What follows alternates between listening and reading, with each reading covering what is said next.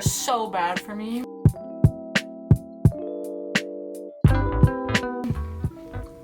Okay. There's a lot of things going on in this vlog already, and it's been like 2 seconds. It is Monday, the 20th, and I don't have class today. Yeah. You know what I figured we'd do today? I'm gonna show you guys how I get ready for this semester because I thought that would be a good idea. Personally, I started classes last week. I thought maybe you guys started classes either last week or are going to start classes this week. I'm just gonna show you guys how I get productive for the start of the semester. Okay, so I'm gonna do this voiceover style because I was going to do this earlier this week, but then I ended up getting deathly ill towards the end of the week, and now we're here. And I'm still a little sick, so I apologize for my annoying, very nasally voice, but I'm doing my best. You're gonna want to take all of your syllabi and don't throw them in the bin. A lot of people will just take their syllabi and throw them away and then say like, oh, I'll just check online when things are due, or I'll just wait for the teacher to say something about it and then I'll do it when they tell us to.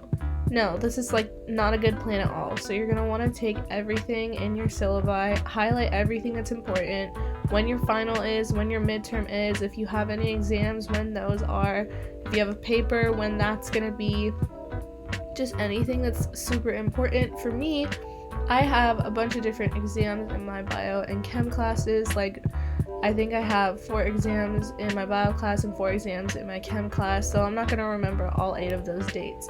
So what I do is I go through all of my syllabi and highlight every single date that I have a midterm or an exam or a paper or a lab or something that's important that isn't going to be due every single week or every class period.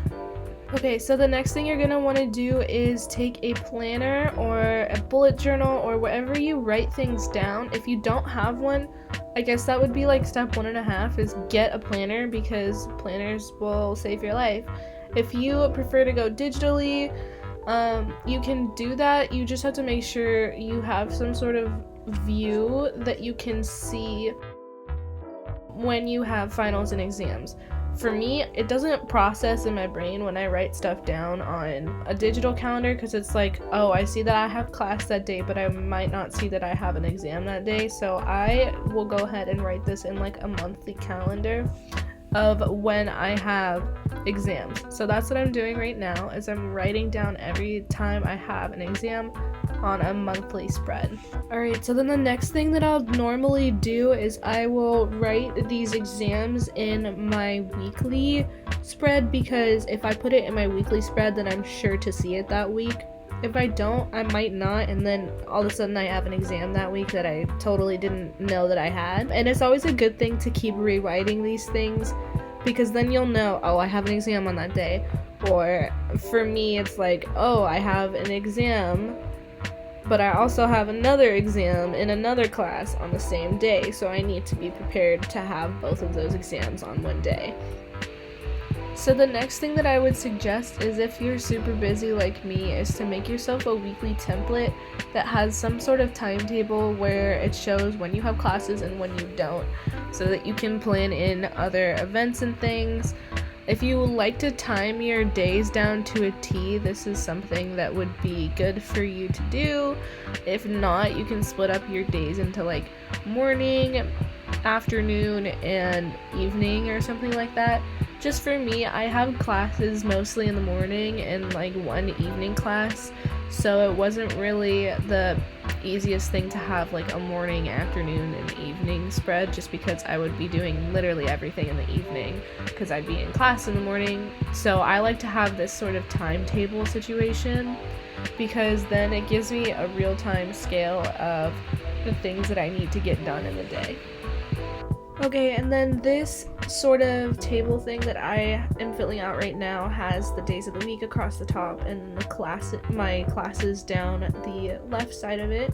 And then what I'll normally do is I will figure out what assignments I need to do on which days and slap those into those days, because I am overambitious and will write things down in my planner and not really realize how much time it will actually take me to do. So when I put it into this little timetable, I actually understand and get a grasp of how long it will take me to actually do those assignments.